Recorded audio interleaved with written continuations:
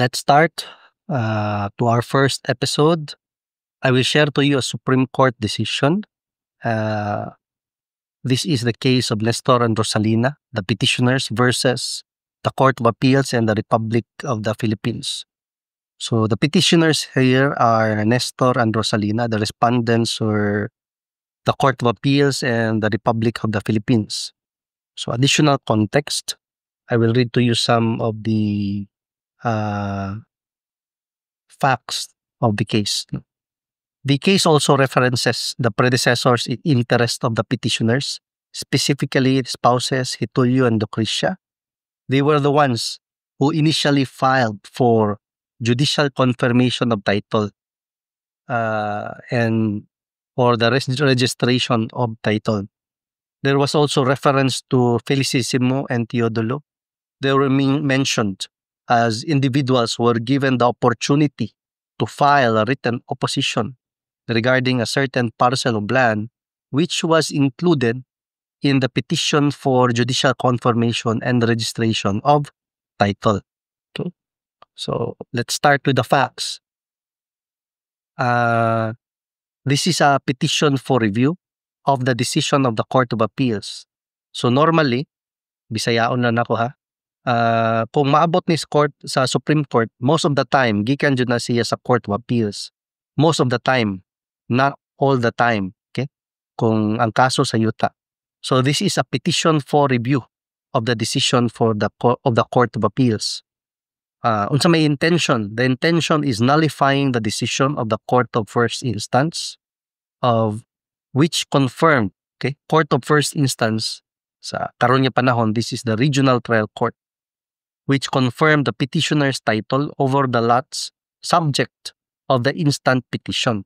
Okay, so the petitioners further seek to annul and set aside the resolutions of the Court of Appeals denying their urgent motion to recall the judgment entered in the land registration case.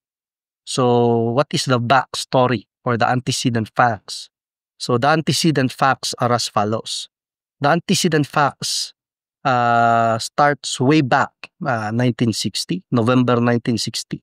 The petitioners, the predecessors in interest, spouses Hitulio and Lucrecia, filed with the Court of First Instance an application for judicial confirmation and registration of their title, and it involves 4 lots, no? Lot 1 and 2 of subdivision plan X and lots 1 and 2 of subdivision plan Y. Okay, so let's disregard the number, the serial number of the subdivision plan so that it will make things simple for us. So these are all located in the same locality. So what is the decision of the court, no? The Court of First Instance? The Court of First Instance, the decision, way back 1961, it entered an order of default against the whole world, except spouses, Felicissimo and Teodulo, who were given within 10 days to file their written opposition. So this is not really a decision. This is more of an order, no? An interlocutory order.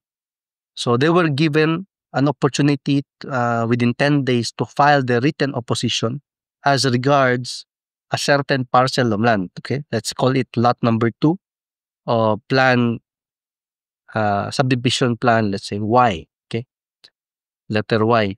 Upon motion of the petitioner's predecessors in interest, okay, lot number 2 was removed from the coverage of the petition.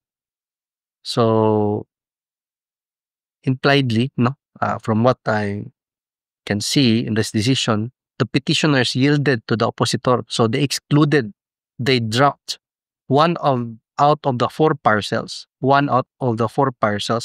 that they included in their petition. So they decided to drop it from their petition.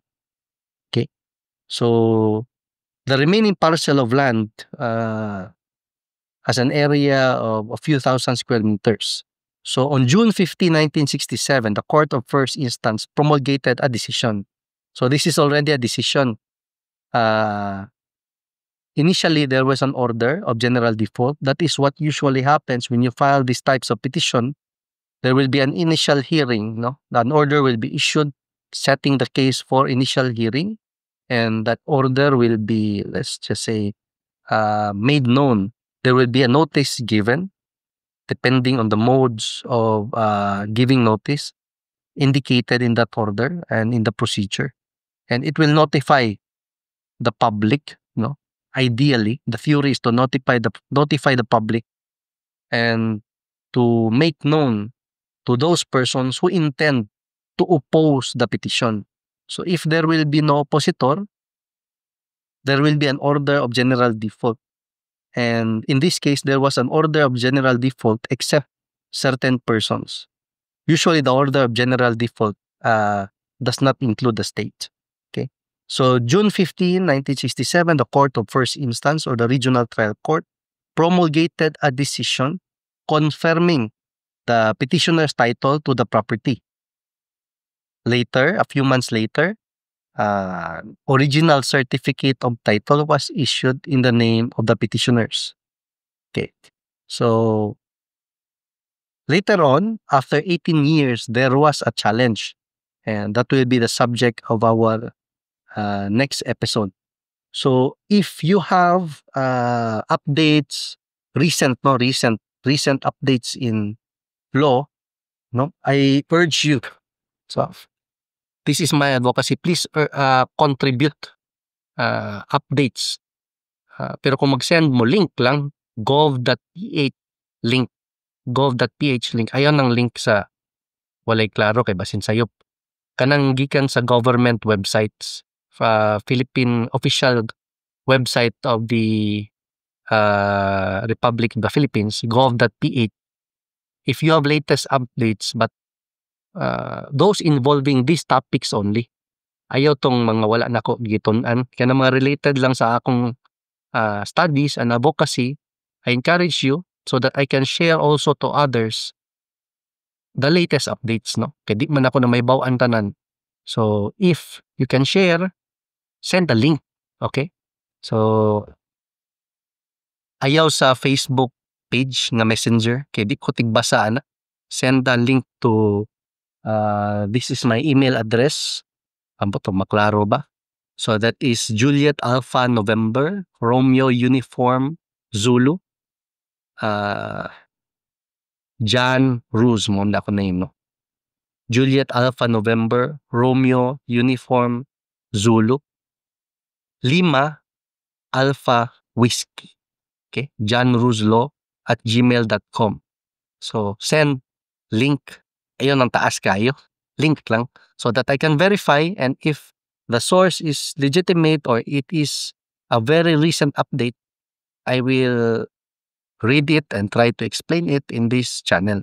So this channel is a co-learning channel. So we will be co-learners. So feel free to share a link, link to the latest updates. So we will talk about the challenge more than a decade after to the title of the petitioners. So I will see you in the next episode.